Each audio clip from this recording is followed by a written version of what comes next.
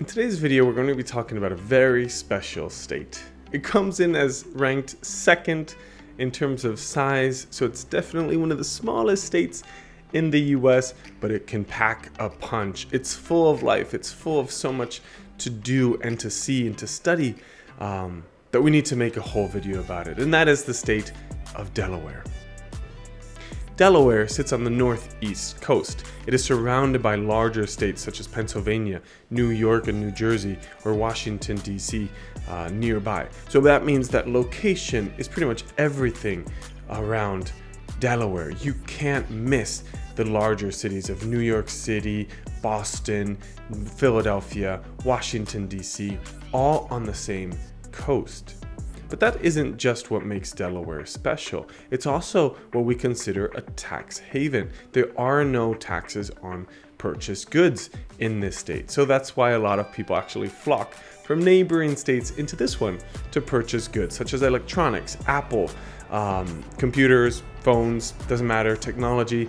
Everybody wants to go to Delaware to purchase that. And that means that a lot of companies find it beneficial to find their home here in this state. So you have great examples of industries coming to this state, such as JP Morgan, Chase Company, DuPont, other big household names have their offices, have their headquarters in this state.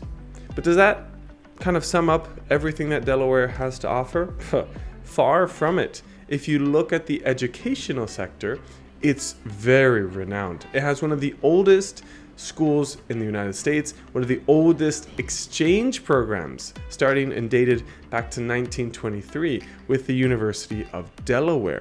The University of Delaware, by the way, is a top 100 ranked school. It is the school where our current president, US President Joe Biden, attended, as well as the First Lady. You have a lot of history and heritage with this state. It's ranked number 8th as the most up and coming university in the US.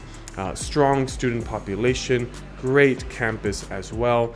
If you want to have any more information on the University of Delaware, you can definitely reach out to an Epro 360 member for guidance. But is that the only university at the state? Again, no. There are a lot of other renowned universities. The University of Wilmington University, for example, has a very clear, concise message on what it tries to do when it comes to the cost of attendance compared to the rest of the US, how they want to lower that cost of tuition. Great message, great strategy done, and very an outlier when it comes to the educational makeup, I guess, of the US. So a lot of things, a lot of diversity coming from this small state in the state of Delaware. And when we talk about cost, we also have to mention that Delaware is average. And what I mean by that is it's literally the average cost of everything in the US. It's 1.2% below the national average on a long list of items. When you look at cost of tuition, when you look at cost of rent, when you look at the cost of transport or any other purchased goods, it's literally 1, 2, 3%. Typically below the national average. So you can expect to pay what you would normally pay as a country in Delaware, meaning it's going to be slightly or considerably less than major places, major states such as New York, Washington, California, even the state of Colorado, for example, or maybe northeastern states like Maryland or Vermont.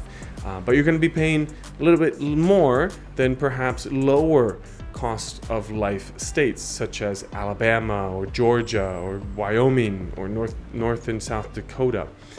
So you're going to be paying the average cost of everything. To finalize the state of Delaware, you have a lot of historic places to visit as well. Keep in mind that it is one of the original states. That's why the size is also somewhat smaller. So a lot of battles were fought in the vicinity. A lot of historic events happened in the vicinity. You have a lot of historic buildings. I know the U.S. can't maybe boast of a long history, maybe as in Europe with 3,000-year-old buildings or the pyramids in Egypt, but we do have a lot of semi-old buildings that are still standing, and we consider those, our history. So you have a lot of those type of buildings in the city limits or on the countryside.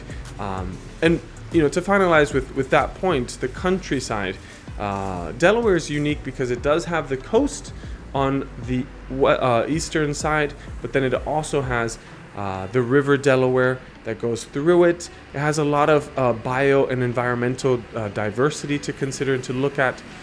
And then you're surrounded by major cities and other states to visit as well. So you're never going to be bored with the surroundings, with what happens in the state limits or outside of the state limits, because you're very well positioned.